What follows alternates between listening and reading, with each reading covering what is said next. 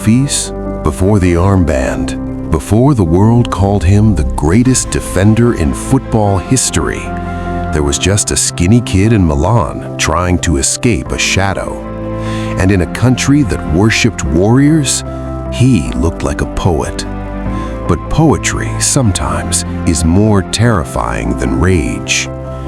This is not just the story of a defender. This is the story of a boy who carried a surname heavier than any trophy. A boy who never ran from pressure. A boy who stayed when the world told him to leave. This is the story of Paulo Maldini. Born on June 26, 1968 in Milan, Paulo didn't choose football. Football chose him. His father, Cesare Maldini, was already a legend at AC Milan, an European Cup winner, a captain, a symbol. Imagine growing up where lifting trophies isn't imaginary, it's reality. For most kids, that's a dream. For Paulo, it was pressure. At school, he wasn't Paulo, he was Cesare's son. When he started playing football, he started as a right winger. Imagine that. One of the greatest defenders ever started out trying to score goals. Life has a funny sense of humor. Anyways, back to the story. When he joined Milan's youth academy in 1978, at just 10 years old, the whispers followed him onto the pitch. He's only here because of his father. Paulo wasn't the loudest. He wasn't the flashiest. He wasn't even the strongest at first. He was skinny, quiet, observant. While others trained to impress, Paulo trained to survive. He studied angles, he studied timing, he studied fear. And here's the thing about Maldini. He didn't tackle to hurt you. He tackled to erase you. Other defenders tackle first and ask questions later, but with Maldini, he sometimes didn't even need to tackle. At 16 years old, a teenager was thrown into Serie A, the most defensive, unforgiving league in the world at the time. No easing in, no soft launch, just grown men and a boy wearing a shirt that felt too heavy. He played left back that day, not because it was his dream position, but because that's where the team needed him. Then, in the late 1980s, Italy was tactical warfare. Defenders were butchers, forwards were hunted. And then, there was Maldini. Tall, elegant, smooth. He didn't slide recklessly, he glided. They say great defenders leave scars. Maldini left silence. He once said, "If I have to make a tackle, then I have already made a mistake." Imagine that. In a world where defenders dove into challenges like action heroes, Maldini, he dove for photos. He didn't need chaos. Instead, he celebrated anticipation. Because when Maldini tackled you, it looked like art. The 1990s arrived, and so did pressure. Milan became a dynasty under new management. European nights, roaring stadiums, the red and black shirt glowing under the lights. Paulo wasn't just playing, he was leading. And yet, internationally, pain followed him. With Italy national football team, heartbreak became a theme. 1990 World Cup, semi-final exit. 1994 World Cup in the USA, a final against Brazil national football team. He gave everything, but Italy lost on penalties. 1998, out again. 2000 European Championship, leading 1-0 in the final until the last seconds. Football can be cruel, and Maldini knew cruelty. He gave his country 126 caps, but never the trophy. Sometimes the greatest don't get the fairy tale ending, and yet he kept showing up. Through all of it, one thing never changed. He stayed. In an era when players chased money and new challenges, Paulo Maldini stayed at AC Milan. From 1985 to 2009, 24 seasons, one club.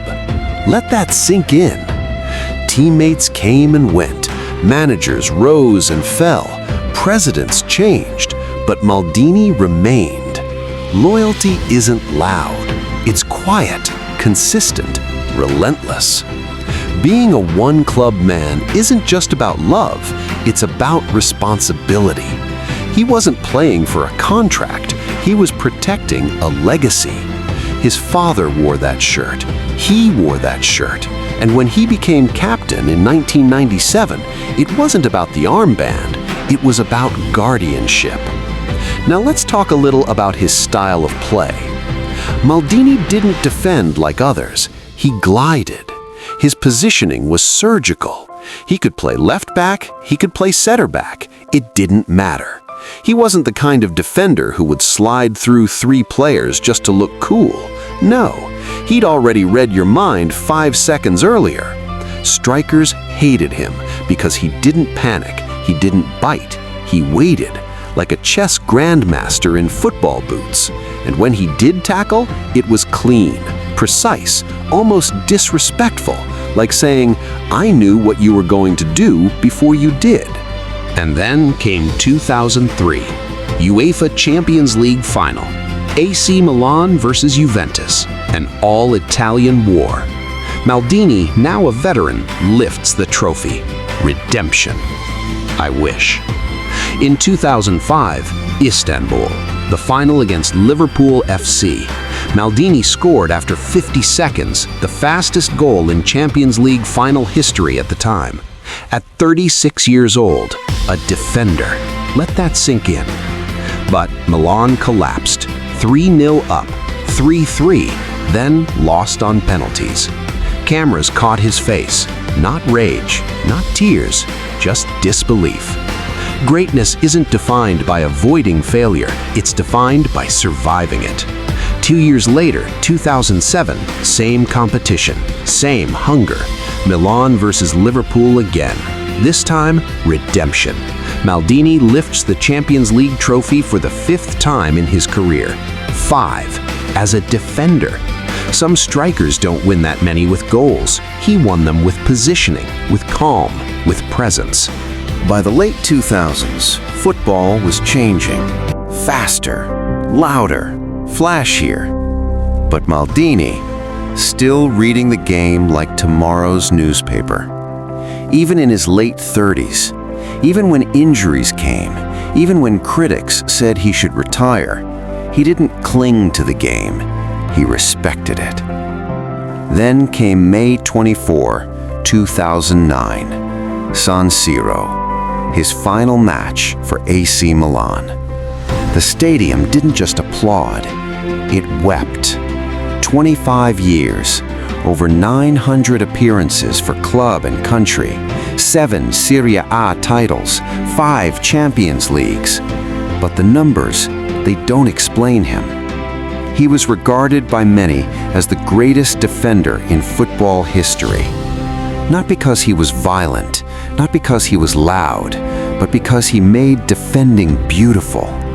Strikers feared him, not because he'd break their legs, but because he'd break their confidence.